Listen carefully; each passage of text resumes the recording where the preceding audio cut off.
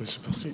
Classique, hein, évidemment, un petit point. Est-ce que Jérémy Doku déjà est-il de son retour? C'est la question. Oui, il sera dans le groupe, donc c'est une bonne nouvelle. Et côté absent, on a toujours bien sûr Baptiste et Warmed. Warmed qui avance bien, qui progresse, mais qui n'est pas encore apte à nous rejoindre. Et puis Tcheka qui n'est pas qualifié.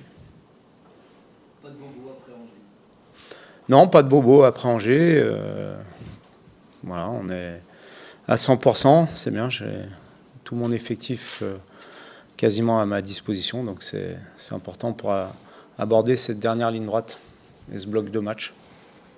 Pour revenir sur Jérémy, c'était un coup sur la cuisse. Qu'est-ce que ça a été cette blessure Non, enfin, un coup, oui, ça a été un coup avec une petite lésion musculaire, qui a entraîné une petite lésion musculaire.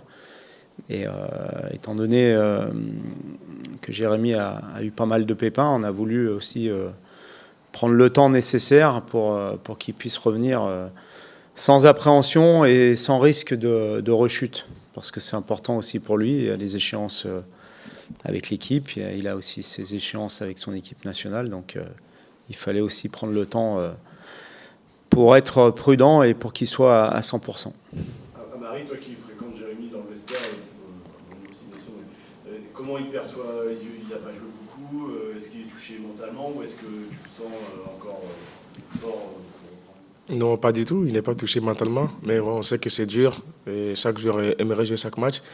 Voilà, Jérémy, il fait le sacrifice. Il travaille beaucoup. Il fait les soins. Donc, voilà, on va dire que c'est de la malchance quand il se blesse. Sinon, il fait tout bien. Il a changé beaucoup de choses.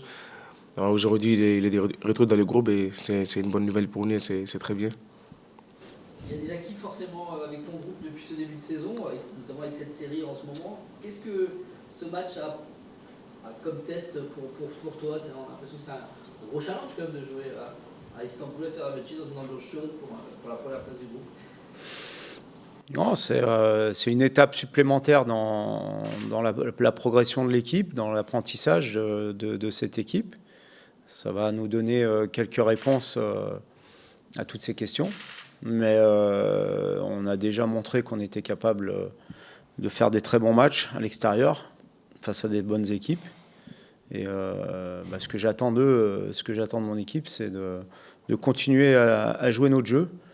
Voilà, le résultat, je le dis souvent, il est pas secondaire, bien sûr que non. On est des compétiteurs, on joue tous les matchs pour les gagner. Mais je sais que 9 fois sur 10, s'il y a le contenu et l'état d'esprit, il y a le résultat derrière. Donc c'est surtout là-dessus que j'insiste et c'est surtout là-dessus qu'on travaille.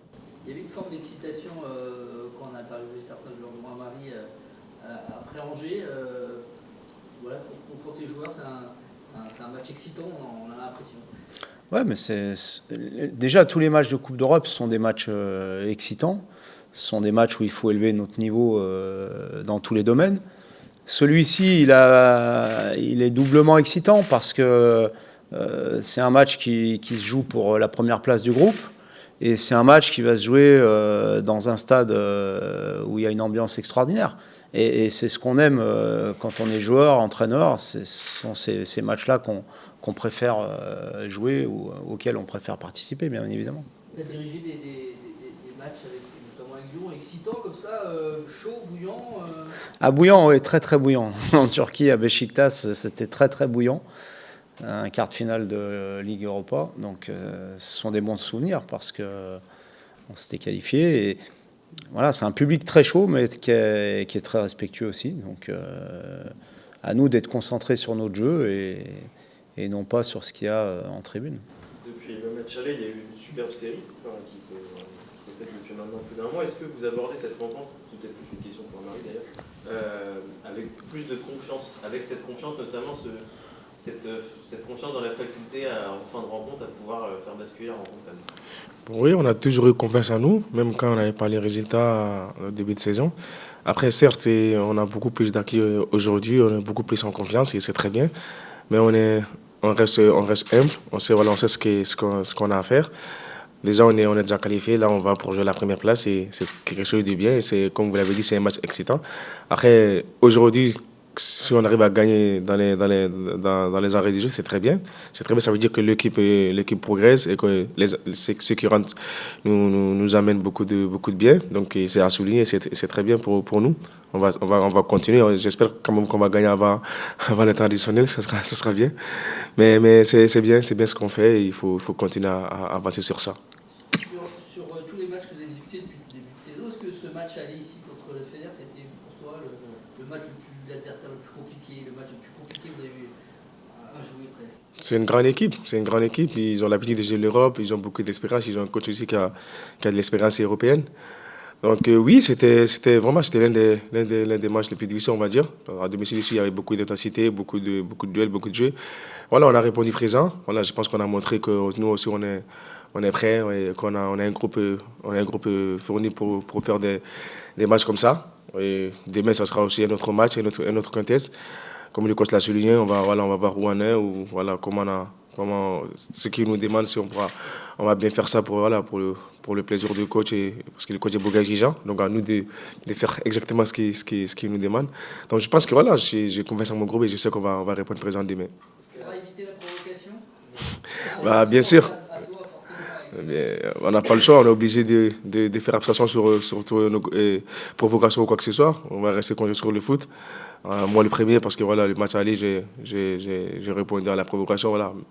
Aujourd'hui, je pense que voilà, j'ai une bonne leçon et à moi de faire mieux demain. Est-ce que tu attends ce match-là un petit peu plus, du coup, vu la frustration que tu avais eu au match aller? Oui, j'ai été frustré parce que voilà, je ne coûte 2 points, on va dire.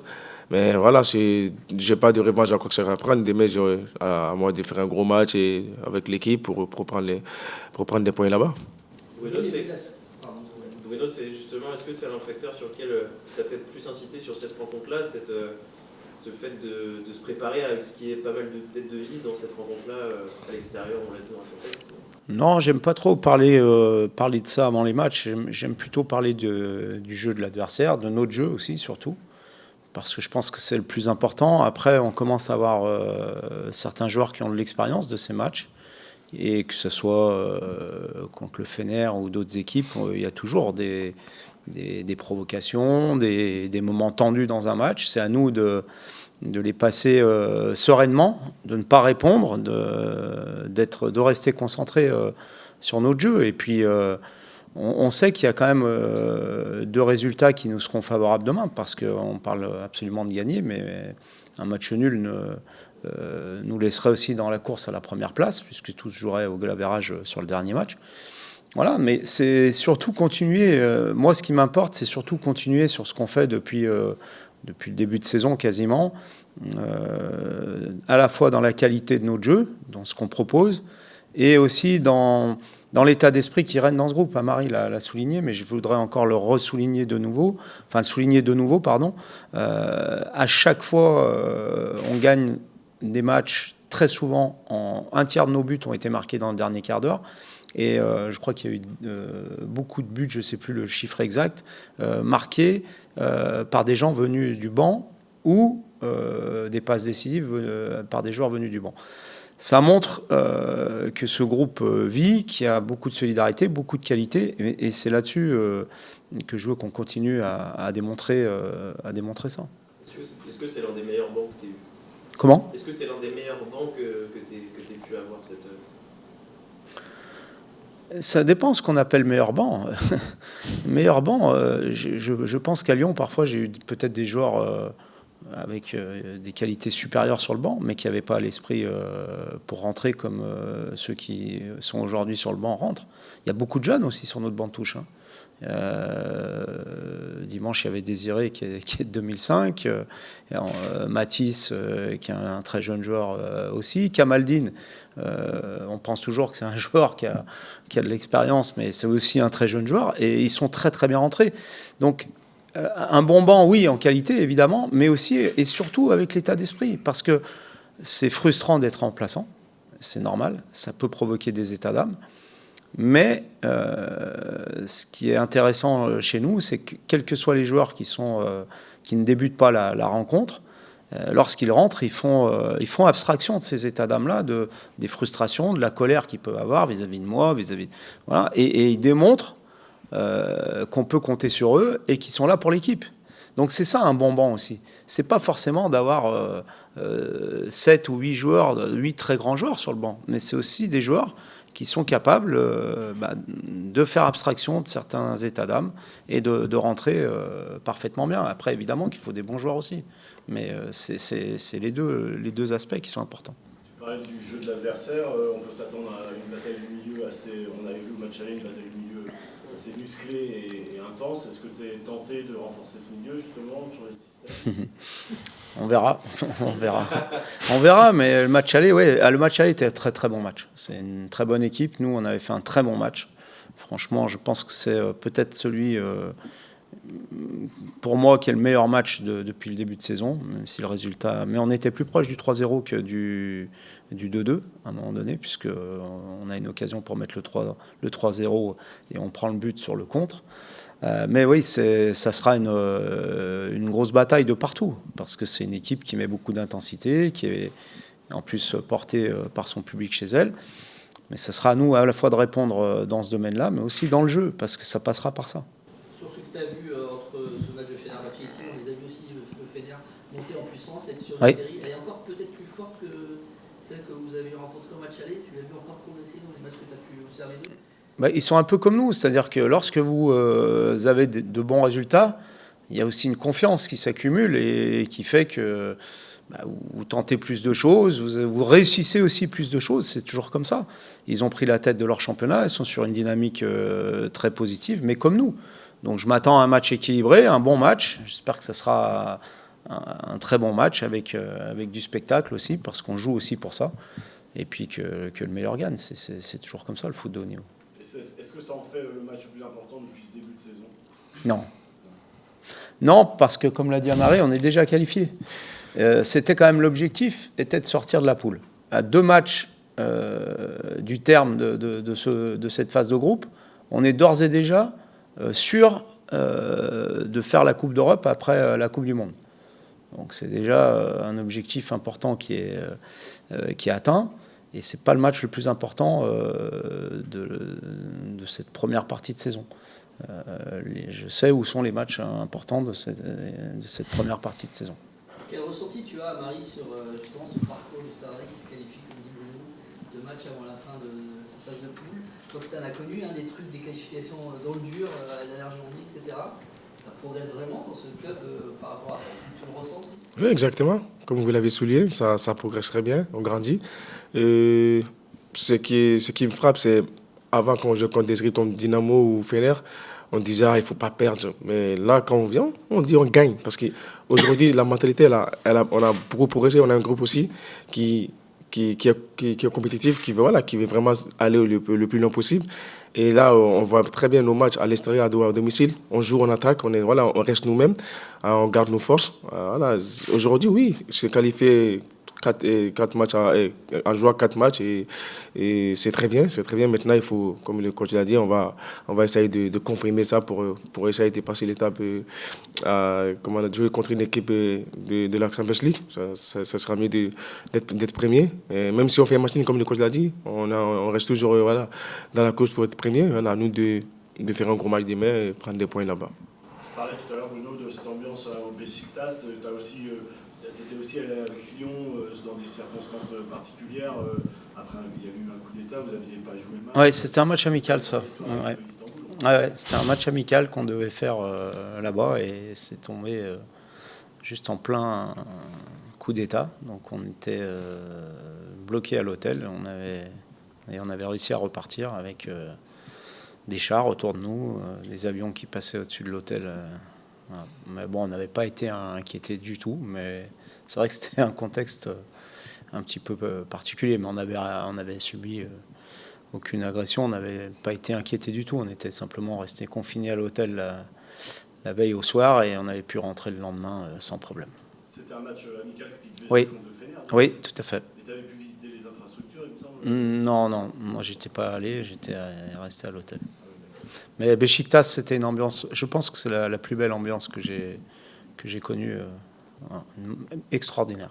Ambiance extraordinaire et avec un respect extraordinaire. Il faut le souligner parce que parle beaucoup parfois on s'est qualifié et à la fin du match, tout le public s'est levé, nous a applaudi pour nous accompagner au vestiaire. Ce sont des très très bons souvenirs. Mais par contre, pendant les 120 minutes, parce qu'on a joué 120 minutes, il faut dire que je suis rentré, j'avais les acouphènes à la fin du match parce que c'était extraordinaire.